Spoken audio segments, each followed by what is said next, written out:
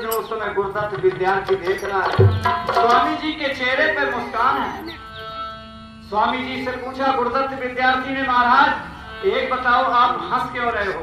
अरे बोले तू क्या जाने, जब कभी बालक खेल खेल करके और अपनी माता की गोद में जाता है और बैठता है, माता चेहरे पर निहारती है और बालक अपनी माँ को निहारता है, दूध पीता है तो आनंद को प्राप्त, वो पूरे संसार की माताओं की माता है, पिताओं का पिता है और सखाओं का सखा है। मैं उसकी गोद में हमेशा के लिए आसन लगाने जा रहा हूँ। तो ऋषि दयानंद हमको सबको बता गए कि तुम भी उस परमपिता परमात्मा का ओम का जाप किया करो और उसकी गोद में रोजाना बैठ कर उसका जाप किया करो।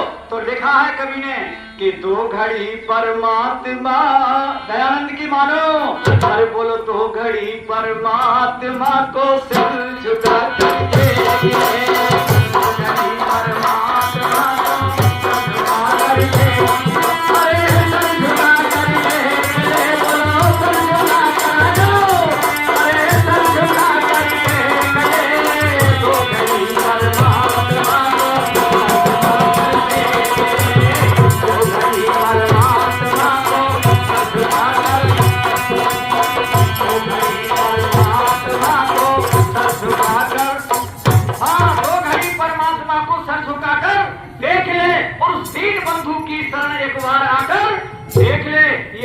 कौन बता के गए? बोलो महर्षि दयानंद।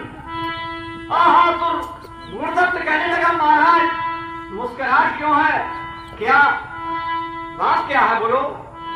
बोले अरे तुझे पता नहीं है, भगवान की गोद में जा रहा हूँ इसलिए अपार खुशी है।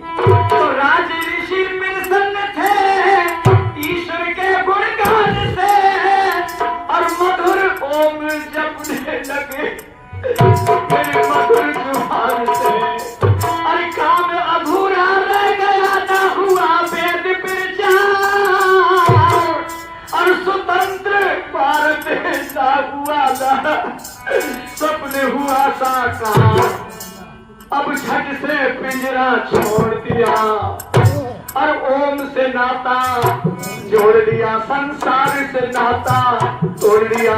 देख रहा गुरुदत्त नाथ एक झरोखे में,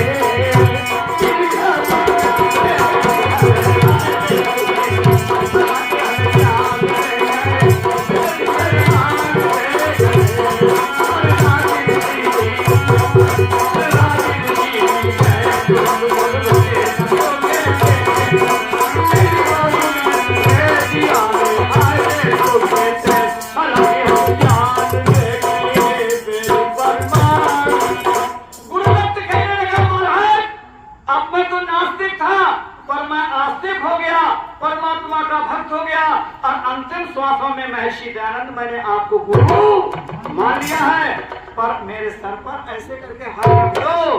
तो दयानंद जी कहने लगे, अब जीवन शक्ति का बुखार मेरे शरीर से निकल गया है, अब हाथ उठाने की क्षमता नहीं है। और आर्यो अंतिम श्वासों में जो मेरा शिष्य बना है, जहां पर मेरा चित्र लगाया जाए, दाहिने हाथ पर गुरुदत्त ऐमे को मत भूलना। बोलो ऋषि दयानंद की। ये गीत मैंने अजमेर में सुनाया, केसरगंज में दिवाली वाले दिन स्वामी जी का अंत हुआ था प्यारे सज्जनों। तो वहां पर कई हजार रुपए मेरे बाजे पे आ गए। बोले गुरुजी तुमने तो हद कर दी, रो रो कि तुम तो दयानंद के दीवाने हो। उसी समय गुरुदत्त भक्त की श्रद्धा जगी, चरणों में सिर धर दिया मेरे ऋषि के मरती हार, चरणों में सिर धर दिया मेरे ऋषि के मरती हार। चलते तर तो है सदा नाथवान संसार, और मौत मार्ग से बचन कोई दुनिया का नरनार। से पिंजरा छोड़ दिया, ईश्वर से नाता छोड़ दिया, संसार से नाता छोड़ दिया। हाँ अरे काक देव लिख रहे हैं कविता समय के मौके से, इनको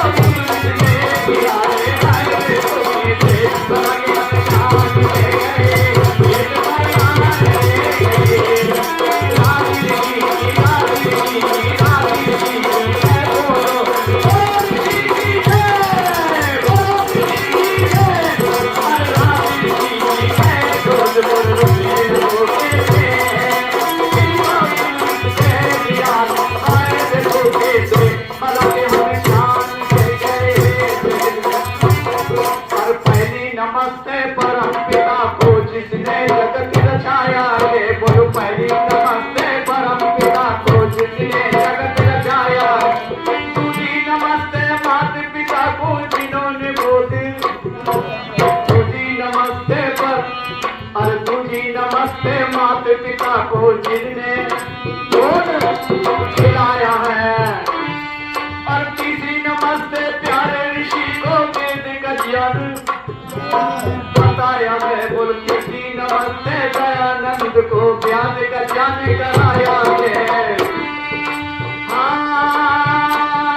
और चौथी नमस्ते और खेम सिंह और सेठ जी को जिन्होंने हमें बुलाया है।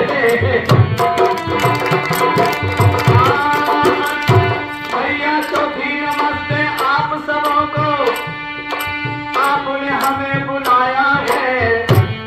और पांचवी नमस्ते इन बहनों को, इन्होंने यहाँ पर मान बढ़ाया है। पांचवी नमस्ते आप सबों को यहाँ पर कार्य